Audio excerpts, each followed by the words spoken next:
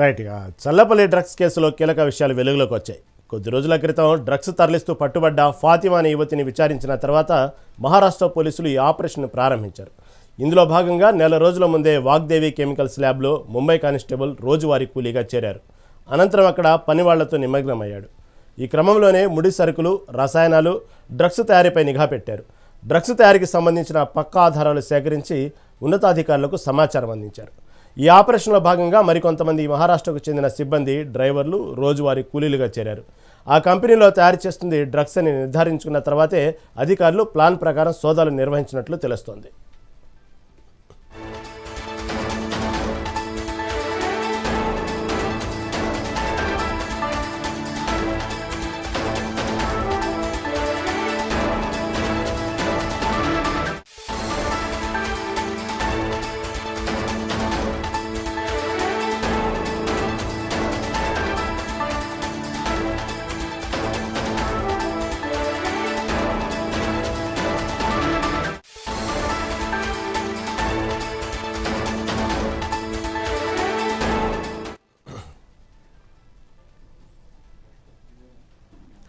Challapalli drugs కేసులో కీలక విషయాలు వెలుగులోకి వచ్చాయి. కొద్ది రోజుల క్రితం డ్రగ్స్ తరలిస్తూ పట్టుబడ్డ ఫాతిమా అనే యువతిని విచారించిన తర్వాత మహారాష్ట్ర పోలీసులు ఈ ఆపరేషన్ను ప్రారంభించారు.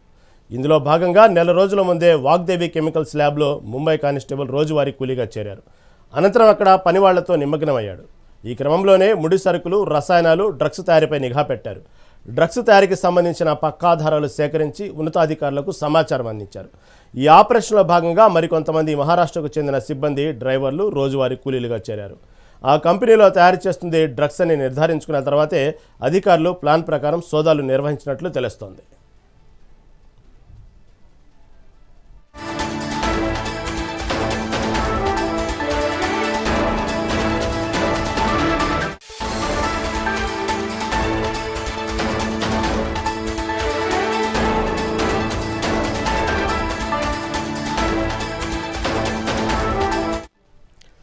చల్లపల్లి డ్రగ్స్ కేసులో కీలక విషయాలు వెలుగులోకి వచ్చాయి. కొద్ది రోజుల క్రితం డ్రగ్స్ తరలిస్తూ పట్టుబడ్డ ఫాతిమా అనే యువతిని విచారించిన తర్వాత మహారాష్ట్ర పోలీసులు ఈ ఆపరేషన్ ప్రారంభించారు. ఇందులో భాగంగా నెల రోజుల ముందే వాగ్దేవి కెమికల్స్ ల్యాబ్లో ముంబై కానిస్టేబుల్ రోజువారీ కూలీగా చేరారు. అనంతరం అక్కడ పనివాళ్లతో నిమగ్నమయ్యాడు. ఈ క్రమంలోనే ముడి సరుకులు, రసాయనాలు, డ్రగ్స్ తయారీపై నిఘా పెట్టారు. డ్రగ్స్ సంబంధించిన పక్కాధారాలు సేకరించి ఉన్నతాధికారులకు సమాచారం అందించారు. ఈ ఆపరేషన్ భాగంగా మరికొంతమంది మహారాష్ట్ర చెందిన సిబ్బంది, డ్రైవర్లు రోజువారీ కూలీలుగా చేరారు. ఆ కంపెనీలో తయారు చేసిన డ్రగ్స్ అని నిర్ధారించిన తర్వాతే అధికారులు ప్లాన్ ప్రకారం సోదన నిర్వహించడం తెలుస్తుంది. దీని గురించి మరింత సమాచారం మా రిపోర్టర్ హారిక అందిస్తారు. హారిక, ఈ చల్లపల్లి సంబంధించిన డ్రగ్స్ కేసు సినీ ఫక్కీలో సినిమాను తలదన్నే విధంగా ఉంది. అంటే ఎవరైతే మహారాష్ట్ర పోలీసులు ఫాతిమా అనేటువంటి బంగ్లాదేశ్లో ఫాతిమా పట్టుబడ్డ తర్వాత ఆమె ఇన్వెస్టిగేషన్లో భాగంగా హైదరాబాద్లో శివారు ప్రాంతాలు ఈ మూలాలు ఉన్నాయని కనుక్కున్న తర్వాత ఇది నిజమా కాదా అనేటువంటి నిర్ధారణ కోసం కానిస్టేబుల్సే రోజువారీ కూలీలుగా ఆ కంపెనీలో జాయిన్ అవ్వటం, రోజుకు రసాయనాల సరఫరాదాన్ని గుర్తించి పక్కా సమాచారంతోనే ఈ సోదాలు చేశారని వార్త వస్తుంది. స్టోరీ మొత్తం చూస్తే సినిమా ఫక్కీ తలదన్నే విధంగా ఉంది. దీని గురించి తాజా అప్డేట్ ఏంటి?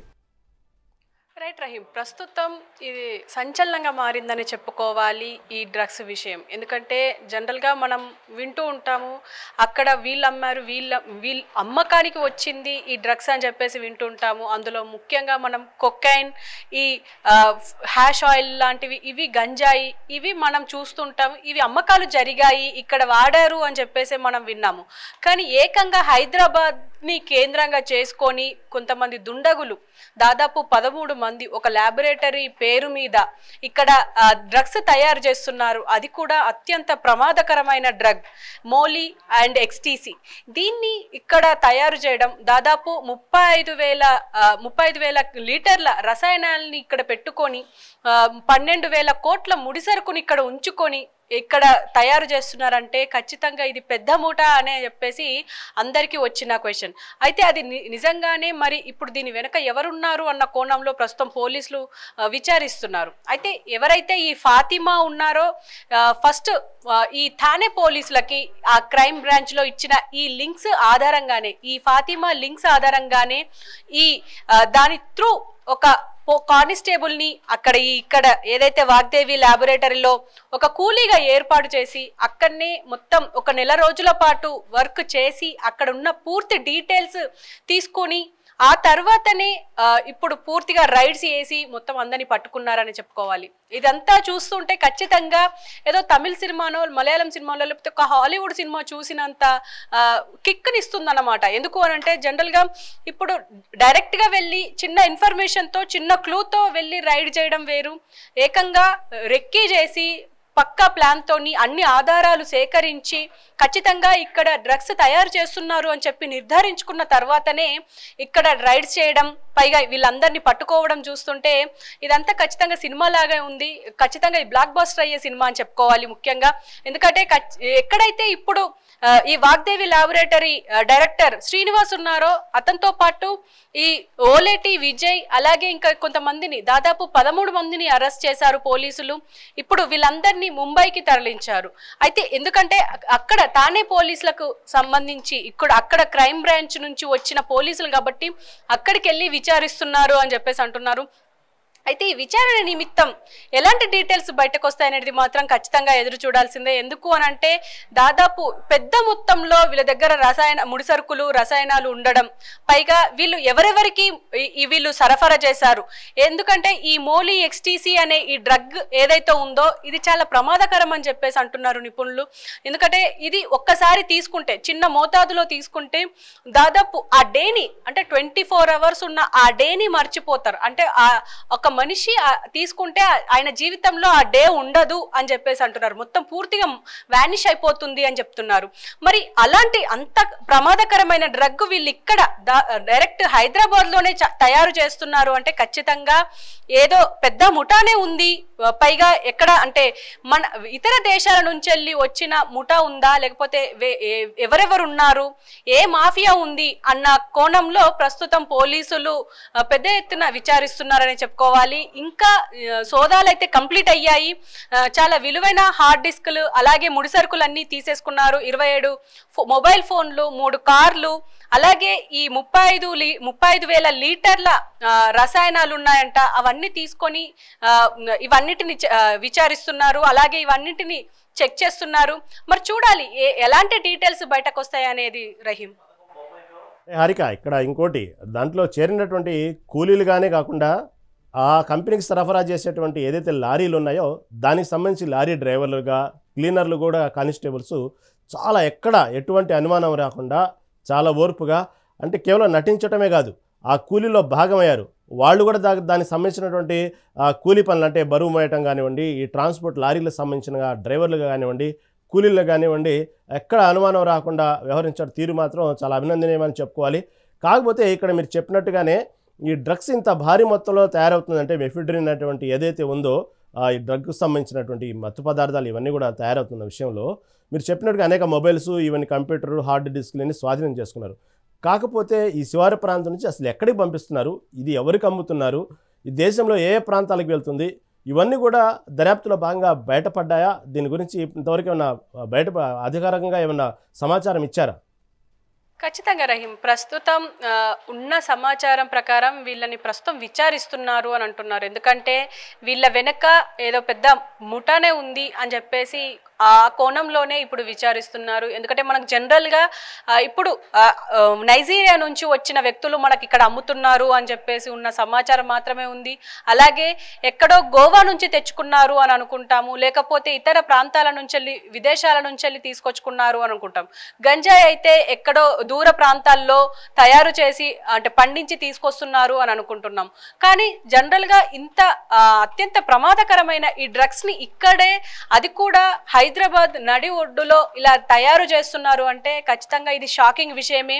ఇటు ఈగల్ టీం, ఎందుకంటే ఈగల్ టీం ఆల్రెడీ స్పెషల్ టీమ్గా ఉంది, దీని కళ్ళు కప్పి మరి ఇక్కడ ల్యాబొరేటరీలో ఇలా తయారు చేస్తున్నారు అంటే ఖచ్చితంగా ఇలాంటివి ఇంకా ఎక్కడైనా ఉన్నాయన్న కోణంలో ప్రస్తుతం అధికారులు దీనిపైన ఒక డేగ కన్ను వేసి ఉంచారని చెప్పుకోవాలి. ఎందుకంటే ఫార్మాసిటీ కంపెనీలు అని చెప్పేసి ఏర్పాటు చేసుకొని ఆ వాటి పేర్లు అంటే ఫార్మా కంపెనీ అని చెప్పేసి ల్యాబొరేటరీలకు లైసెన్సులు తీసుకొని లోపల ఏం చేస్తున్నారో ఇంతవరకు మనకు ఎలాంటి ఇన్ఫర్మేషన్ లేదు. మరి అంటే ఇప్పుడు ఇదొక్క వాగ్దేవి ల్యాబొరేటరీనా, ఇంకా వేరే ఏమైనా ఉన్నాయా అన్న కోణంలో కూడా ప్రస్తుతం పోలీసులు సర్చ్ చేస్తున్నారు. అయితే ఇంకో పక్క మనము అభినందించాల్సింది ఖచ్చితంగా ఇప్పుడు అక్కడ ఎంప్లాయీగా వెళ్ళి పూర్తి సమాచారాన్ని తీసుకొచ్చి ఇప్పుడు దీని ద్వారానే ఇంత పెద్ద గుట్టుని రట్టు చేసిన ఆ కానిస్టేబుల్ ఖచ్చితంగా అభినందించాల్సిందే. మరి ఆ కానిస్టేబుల్ ఎవరు అనేది ఇంకా గోప్యంగానే ఉంచారు. మరి చూడాలి అసలు ఇంకా ఎలాంటి డీటెయిల్స్ బయటకు వస్తాయనేది. ఎందుకంటే ఇప్పుడు ఇది పెద్ద మొత్తం, ఈ మెఫిడ్రిన్ కావచ్చు, అంటే జనరల్గా మనకు గ్రాముల్లో లేకపోతే 1 kg 2 kgsలో దొరుకుతుంది. డైరెక్ట్ 5 kgలకు పైగానే ఈ మెఫిడ్రిన్ కావచ్చు, ఈ రసాయనాలు కావచ్చు, ఎటు చూసినా ఎక్కువ మోతాదులో ఉంది. 12,000 కోట్ల ముడిసరుకు ఉంది. మరి వీళ్ళందరూ ఎక్కడి నుంచి వచ్చారు, ఎవరెవరు, వీళ్ళ బ్యాక్గ్రౌండ్ ఏంటి, ఇంతకు ముందు క్రిమినల్ బ్యాక్గ్రౌండ్ ఏమైనా ఉందా అన్న కోణంలో ప్రస్తుతం పోలీసులు విచారిస్తున్నారు. ఇంకో పక్క శ్రీనివాస్ ఇంతకు ముందు ఫార్మా కంపెనీలో వర్క్ చేసిన ఆయనకున్న దాంతోనే ఇప్పుడు ఈ వాగ్దేవిలో ఈ డైరెక్టర్గా కొనసాగారు. దాదాపు 4 సంవత్సరాల నుంచి ఈ కంపెనీ నడుపుతున్నారు అని చెప్పేసి అంటున్నారు. మరి ఈ దందా కూడా అప్పటి నుంచే కొనసాగుతోందా లేకపోతే రీసెంట్ గానే స్టార్ట్ చేశారా అన్న కోణంలో ఇప్పుడు మనకు పూర్తి డీటెయిల్స్ అయితే బయటికి రావాలి. ఎందుకంటే ఆచితూచి అడుగు వేస్తున్నారని చెప్పాలి పోలీసులు కూడా. ఎందుకు అనంటే ఇప్పటి వరకు అంటే ఇంత పెద్ద మొత్తంలో మనకు డ్రగ్స్ దొరకడం, ముడిసరుకులు దొరకడం, పైగా ఇక్కడే తయారవుతున్న ఫస్ట్ టైం అని చెప్పి అందుకే చాలా జాగ్రత్తగా విచారిస్తున్నారని చెప్పుకోవాలి. అయితే ఖచ్చితంగా దీని వెనక పెద్ద మాఫియానే ఉంది అని మాత్రం వస్తున్న సమాచారం. Rahim. Right Harika, right. Thank you for update.